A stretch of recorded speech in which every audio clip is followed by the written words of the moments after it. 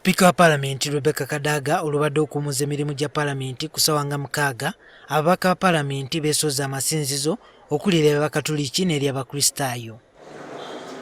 Abagenze mu Bakatuliki bavuddeyo n'amasowaani ge bagamba nti waliwo abasirikale abadde beekweseeyo ne bavoola ekitiibwa ky'essinzizo lino nga baliirayo emmere.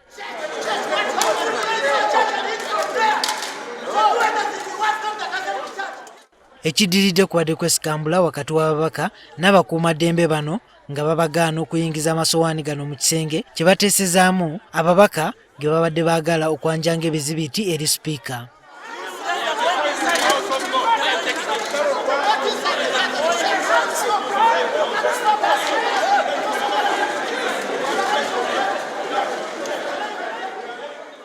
Amasowaani agamu n'ebikopo birinyiddwamu era ebimu abapoliisi basobodde okubijja ku babaka wakati mu kusikaŋŋana.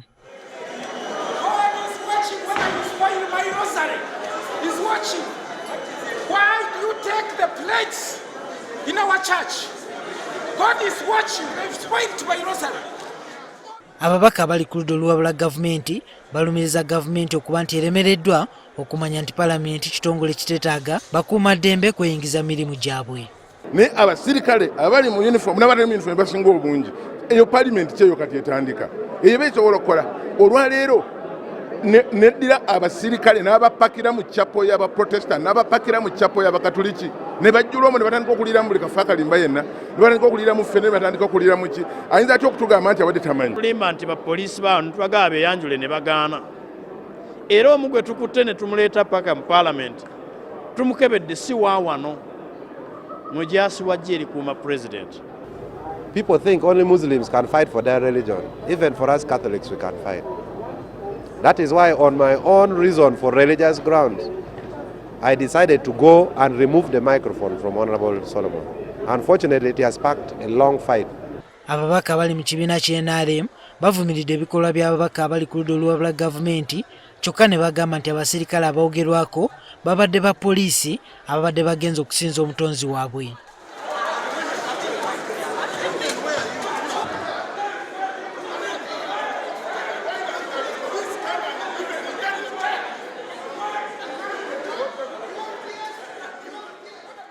Sibalabye naye ngambye bino ebifo bino bifo biri hole kusangayo ngo abasirikale bagifuule dining ya kuliirayo ekyo tikiba kirungi. Abali mu buyinza baagala nti ekintu kyabo kiyitemu ate Abannayuganda tebaagala nsonga lwaki Parliament baleeta balasi bagiteeka mu Parliament.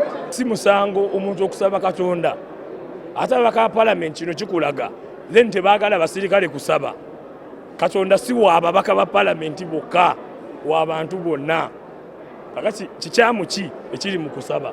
Minisita omubeezi w'ensonga z'abaazirwanako Bright Lwamirama agamba nti ababaka ba Parliament boolekedde okuggulwako emisango egy'okulinyirira eddembe ly'abasirikale ba poliisi kino ne General Eliud Mwine akiwagidde.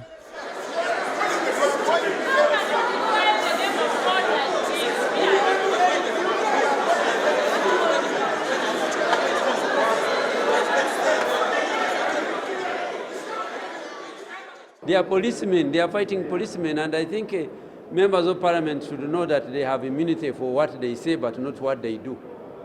Beating a policeman is not really our job here.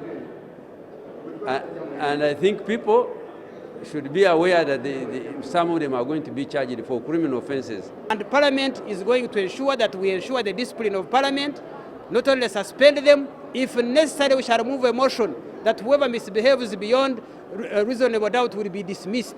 I am planning to move that motion. What you saw is what I saw. We saw the plates coming. So I cannot tell you they were soldiers in the church or they were not soldiers in the church. So what I'm saying is if the soldiers were there without the knowledge of the speaker, that is very wrong. Because the speaker made that directive. And here the speaker is the boss. Oluvannyuma ng'olutuula terunaddamu mu ttuntu, ababaka beenyigidde mu nsonga z'okufeefeeta abasirikale aboogerwako balabiddwako mu kafubo ne Sipiika Rebecca Kadaga mu kisenge ky'abakungu ku Paalamenti. Okusinziira ku nsonda enneekusifu, abasirikale bano bayingidde Paalamenti olunaku lw'eggulo okwegatta kw'abapoliisi 9 abaaleetebwa olunaku lw'eggulo okunyweza ebyokwerinda okwewala ebyo ebyaliwo nga biri 7 omwezi ogw'omwenda. Juma Kiria, NTV Akawungeezi.